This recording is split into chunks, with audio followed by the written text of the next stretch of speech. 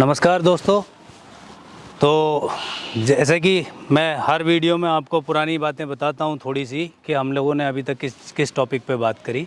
तो सबसे पहले हम लोगों ने चैलेंजेस पे बात करी है, उसके बाद बिल्डिंग कंस्ट्रक्शन पे बात करी है। अच्छी नस्ल का एनिमल हम लोग किस तरीके से अपने फार्म के अंदर लेकर के आएँ। उसके बाद मेडिसिन एंड डिजीज़ के कौन कौन सी बीमारियां और उनकी दवाइयां हम लोग किस तरीके से अप्लाई करें अपने फार्म के अंदर। और साथ के साथ हम लोगों ने जैसे कि मैंने बताया आप लोगों को कि अगला टॉपिक हमारा ये है कि हम लोग मार्केटिंग कैसे करेंगे अपने एनिमल की। नॉर्मली ज़्यादातर वीडियोज़ में देखने के लिए मिलता है कि सब लोग बोलते हैं कि बहुत आसानी से एनिमल सेल हो जाता है, अनलिमिटेड डिमांड है, बिल्कुल बिना कहे फार्म से ही एनिमल बिक जाता है। तो ये चीज़ें ऐसा नहीं है कि वो झूठ बोल रहे हैं, होता है ऐसा, लेकिन हमेशा अप्लाई नहीं होता है, ये भी ध्यान रखें। इसलिए आपको किसी ना किसी ऐसी संस्था से जुड़ कर के काम करना है कि ये चीज़ आपको लेटर ऑफ अश्योरेंस के माध्यम से एक रेट आपको मिल जाए कि अगर मार्केट में मेरा एनिमल सेल नहीं हो रहा है तो उस कंडीशन में मैं उसको सेल कर सकता हूँ अपने फार्म से। कई बार क्या होता है कि नॉर्थ ईस्ट में एनिमल जाना बंद हो जाता है, तो जो लोकल ट्रेडर हैं वो आपको आपके रेट को अप एंड डाउन कर देते हैं। वो मजबूरी दिखाते हैं कि एनिमल जा नहीं रहा है। देखिए रेट कभी भी डाउन नहीं होता है एनिमल का, रेट हमेशा सेम ही, अगर बढ़ गया तो वो उसी रेट पे बिकेगा। लेकिन उस पर्टिकुलर टाइम पर वो जो ट्रेडर लोग होते हैं वो उसका फ़ायदा उठाते हैं। उस कंडीशन में आपको बैकफुट पे आना होता है। तो इसलिए मेरी लोगों के लिए यही सलाह होती है, जो भी मेरे किसान भाई हैं, कि भाई आप एटलीस्ट 2 महीने का 3 महीने का बैकअप रखें अपने फार्म के अंदर। आप ऐसे मजबूर ना हो जाएं कि मैंने अगर डिसाइड करा है कि आज बेचना है तो मुझे आज ही बेचना है, चाहे कोई भी रेट मिले। अगर आपको वो रेट नहीं मिल रहा है तो आप थोड़ा पेशेंस रखें। फीड का इतना आप अपने फार्म के अंदर मतलब बैकअप रखें कि 2 से 3 महीने तक आपको पैसे की तरफ से थोड़ा सा फाइनेंशियल क्रंच ना आए। आप जहां मजबूर हुए, सामने वाला आपको आइडेंटिफाई कर लेगा और जो रेट मार्केट में मिल रहा है उससे 20 से 30% आपको उसी एनिमल की वैल्यू में से कम लेना पड़ेगा। तो वो loss at the end of the day आप ही का होता है, किसी और का नहीं होता है।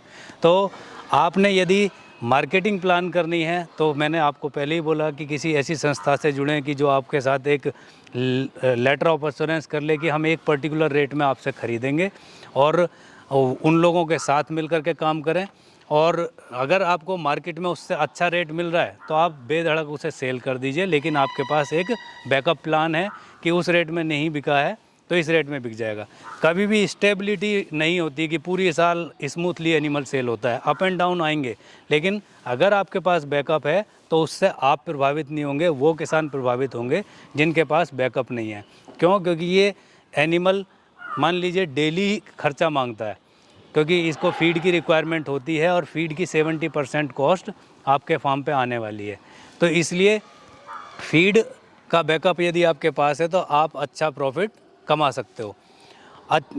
इसी के साथ नॉर्मली मुझसे सवाल कुछ किसान करते हैं कि भाई जब इतना ज़्यादा प्रॉफिट इस फार्म के अंदर है तो फार्म बंद क्यों हो जाते हैं।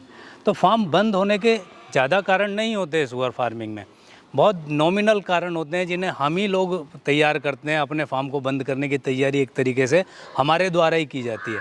किस तरीके से कि मैंने अभी पहला ही एग्जांपल दिया कि आपके पास फीड का बैकअप नहीं है और मार्केट से एनिमल सेल नहीं हो रहा है। तो उस कंडीशन में आप क्या करेंगे कि या तो मार्केट से कर्जा उठाएंगे, कर्जा नहीं मिल रहा है तो आपको औंधे सौंधे रेट में अपने एनिमल सेल कर देना है और उसके बाद आप अपना फार्म बंद कर देंगे। और दोबारा फार्म खोलने के लिए, दोबारा एनिमल लाने के लिए आप हिम्मत नहीं जुटा पाते हैं पुराने एक्सपीरियंस के लिए। दूसरा फार्म इसलिए बंद होता है कि वैक्सीनेशन हम लोग अगर टाइम टू टाइम अपने फार्म की नहीं कर रहे हैं और कोई ऐसी डिजीज़ आ गई तो आपका टोटल एनिमल डेड हो गया या मैक्सिमम एनिमल डेड हो गया। जब एनिमल डेड हो गया तो आपने जो बचा हुआ एनिमल है वो भी औंधे सौंधे रेट में सेल करा। तो वो भी हम लोगों ने ही तैयारी करी। क्यों? हमने जब बोला कि हमें अपना एनिमल पूरा का पूरा वैक्सीनेशन पे रखना है, टाइम टू टाइम वैक्सीनेशन करनी है, तो अगर आपने वैक्सीनेशन करी है तो आपका एनिमल कभी भी डिजीज़ में, इस तरीके की महामारी डिजीज़ में नहीं आएगा। तीसरा कारण फार्म बंद होने का ये होता है कि लेबर की अवेलेबिलिटी। लेबर कई बार क्या करती है कि जैसे ही आपका फार्म उठान पे आया तो लेबर कहेगी मुझे घर जाना है, या फिर लेबर कहेगी जी आपको ब्लैकमेल करने की कोशिश करती है। यहाँ भी कहीं ना कहीं आपको उस संस्था का साथ मिलना चाहिए या आपके जो सहयोगी हैं उन लोगों का साथ मिलना चाहिए। अगर आप अकेले काम कर रहे हैं तो वो लेबर आपको ब्लैकमेल करेगी, लेकिन अगर आप ग्रुप में काम कर रहे हैं या लोगों का साथ मिलकर काम कर रहे हैं, किसी इस्टेब्लिश फर्म के साथ मिलकर के काम कर रहे हैं, तो लेबर आपको ब्लैकमेल नहीं करेगी, क्योंकि आपके पास जैसी वो लेबर कहेगी कि मैं काम छोड़ रहा हूँ, दूसरी लेबर आपके पास, एक्सपर्ट लेबर आपके पास ऑलरेडी अवेलेबल होगी। एक और कारण है फार्म बंद होने का कि नॉर्मली सुअर फार्मिंग को लोग देखते हैं कि लाखों कमाओ, करोड़ों कमाओ, फार्म में लगाते ही हम लोग 2 साल के अंदर अमीर हो जाएंगे, 6 महीने के लिए अमीर हो 6 महीने में अमीर हो जाएंगे। तो आपको मैं आश्वस्त करता हूँ, इस चीज़ के लिए मैं आपको ये जानकारी घनिष्ठ तौर पे देना चाहता हूँ कि ऐसा नहीं है। एनिमल हस्बेंड्री है, पशुपालन है, कृषि का ही एक हिस्सा है। हाँ, प्रॉफिट ज़्यादा है, इसका मतलब ये नहीं है कि बहुत ज़्यादा प्रॉफिट आप एक्सपेक्ट करके चलें। प्रॉफिट आए वो आपकी पॉकेट में ही आना है, लेकिन आपको जो उम्मीद रखनी है वो इसी तरीके से रखनी है कि आप एनिमल हस्बेंड्री कर रहे हैं। ऐसा नहीं है कि आज एनिमल डाला और 2 महीने बाद ही आप अमीर बन गए। आपको पेशेंस रखना है, क्योंकि इस पर्टिकुलर बिजनेस में जब साइकिल प्रॉफिट का घूमना शुरू होता है तो कम से कम 12 से 15 महीने आपको स्टेबिलिटी मोड में फार्म चलाना होता है। तब जब सेल्फ प्रोडक्शन का एनिमल निकलना शुरू होता है, वो एनिमल आपको प्रॉफिट कमा करके देगा। बाकी जो साल के अंदर अंदर एनिमल सेल हो रहा है वो कहीं ना कहीं आपके फार्म के एक्सपेंसेस ही निकाल पाता है। तो इसलिए ये भी कारण है, आपको प्रैक्टिकली रहना है, कोई भी ऐसी हवाबाजी में नहीं रहना है कि भाई बहुत ज़्यादा अमीर हो जाऊंगा इतना वो करके। आप उसकी कॉस्टिंग पेपर पे निकाल के चलेंगे। इसमें जो मैनेजमेंट का एक बहुत बड़ा पार्ट होता है, नॉर्मली हम जब एनिमल सेल करते हैं तब प्रॉफिट कैलकुलेट करते हैं। भाई क्यों उस वक्त कैलकुलेट करना है? प्रॉफिट में पर डे कैलकुलेट कर सकता हूँ, हर हफ्ते कैलकुलेट कर सकता हूँ। मान लीजिए आपने अंदाज़ा लगाया कि मेरा ये एनिमल 20,000 का सेल होगा, तो आप फर्स्ट वीक से कंसिडर करना शुरू करें कि इस वीक में मुझे कितना एक्सपेंसेस इस पे आ रहा है और मैं लास्ट वीक में जब इसे सेल करूंगा तब तक कितना खर्चा आएगा।